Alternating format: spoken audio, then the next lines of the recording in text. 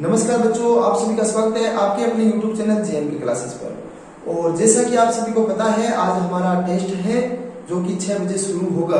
उसके लिए आपको सबसे पहले बेस्ट ऑफ लक। उसके बाद बात करते हैं कि ये जो टेस्ट था आपको बताया गया था कि 100 नंबर का रहने वाला है, परंतु किन्हीं कारणवश इस टेस्ट को, जो पहला टेस्ट है हमारा, इसको 30 नंबरों पर सीमित किया गया है। इसमें पार्ट ए और बी ही रखा गया है, जिसमें पार्ट ए के अंदर 10 क्वेश्चन है, प्रत्येक क्वेश्चन 1 नंबर का रहने वाला है, और पार्ट बी के अंदर क्वेश्चन नंबर प्रत्येक जो रहेगा वो 2 नंबर का रहेगा।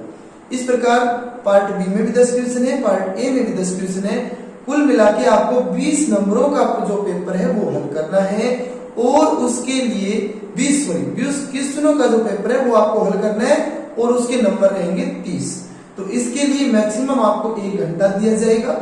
जो 3 घंटे थे उनको कम करके 1 घंटा कर दिया गया समय, और समय आपका 6 बजे ही रहने वाला है। 6 से 7 आपका एग्जाम रहेगा। उसके बाद 7:30 पर आपको ऑनलाइन आंसर की मिल जाएगी। मतलब कुल मिला के आपको 1.5 घंटा समय मिलेगा 30 क्वेश्चन करने के लिए। 1.5 घंटे का मतलब ये हुआ कि आपको 90 मिनट मिलेंगे। 90 मिनट के अंदर आपको 20 क्वेश्चन करने हैं 30 नंबरों के। ओके, तो चलो शुरू करते हैं हमारा आज का एग्जाम।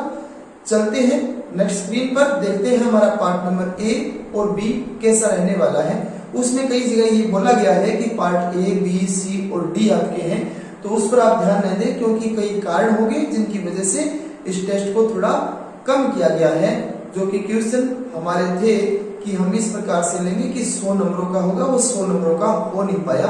तो एक बार पहला टेस्ट है, आप आराम से दें। बेस्ट ऑफ लक दोबारा आप सभी को कि आपका पेपर है अच्छा जाए, और जो 20 क्वेश्चन है ईमानदारी से सब बच्चे अपना अपना हल करें, और जो 7:30 पर आपको आंसर की मिले उसमें सब बच्चे अपना ध्यान से आंसर जो है वो सबमिट करें, और 8 बजे आपका रिजल्ट है वो आपको इसी चैनल पर उपलब्ध करवा दिया जाएगा।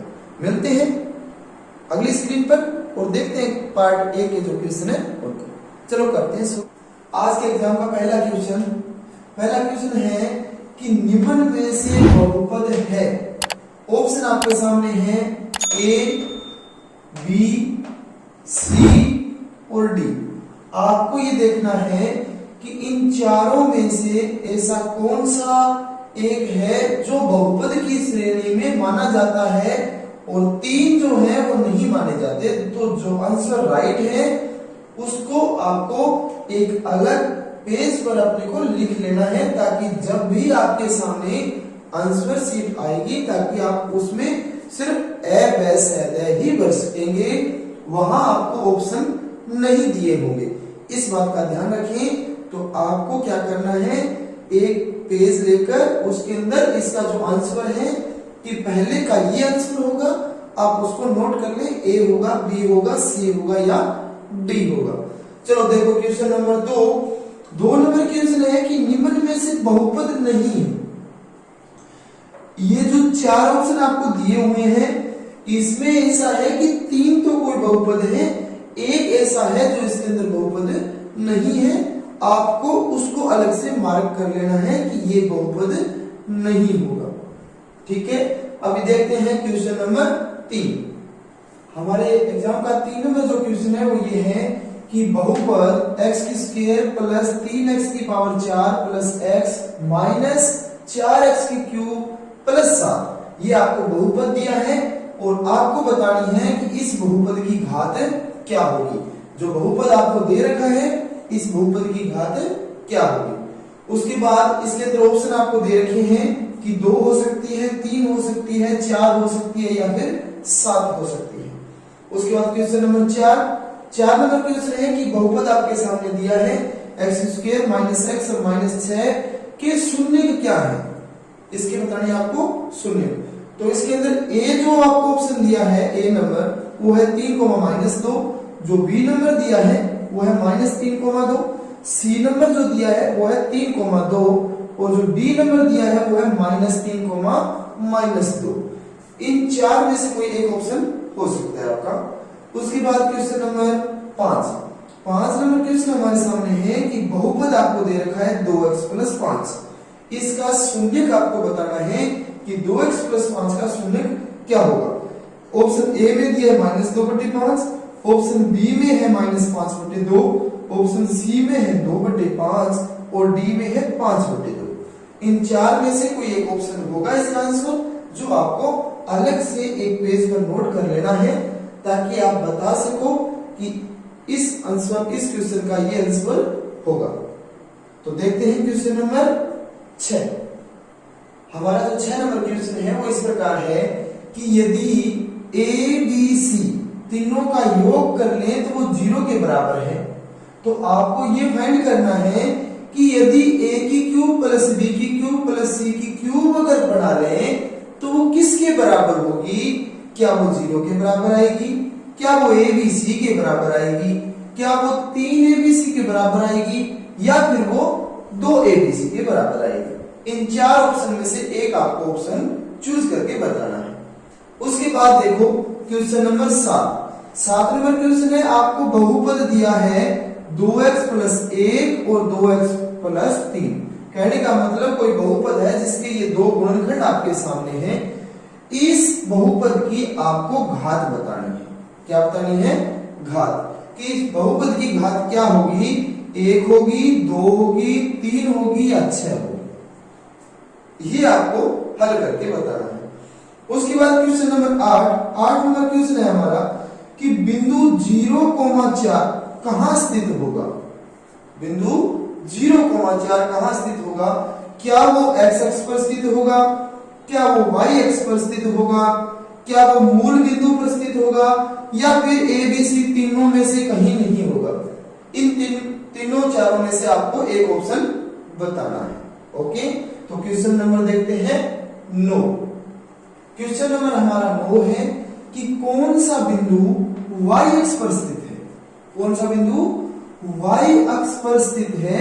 चार बिंदुओं के निर्देशांक आपको दिए हैं। पहला है 2,3, दूसरा ऑप्शन है 3,9, ऑप्शन नंबर 3 है 0,3, ऑप्शन नंबर 4 है 0,0। इसमें से आपको ये बताना है कि y अक्ष पर कौन सा बिंदु होगा।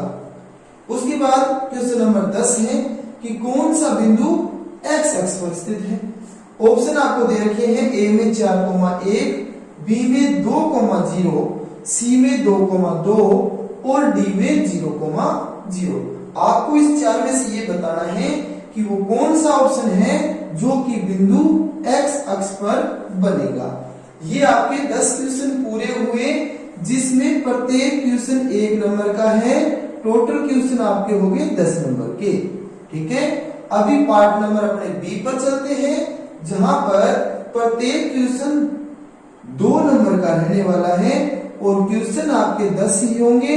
कहने का मतलब पार्ट नंबर बी जो होगा वो कितने नंबर का होगा? 20 नंबर का। देखते हैं part number B. Part number B या द्वितीय जो पार्ट है उसमें प्रत्येक क्वेश्चन आपका 2 नंबर का रहने वाला है। तो देखो पहला क्वेश्चन कि निर्देशांक तल में x अक्ष और y अक्ष के प्रतिच्छेद बिंदु को क्या कहते हैं? क्या भुज कहते हैं, क्या कोटि कहते हैं, क्या उसको कार्तीय तल बोलते हैं, क्या उसको मूल बिंदु बोलते हैं? इसमें से आपको एक ऑप्शन बताना होगा।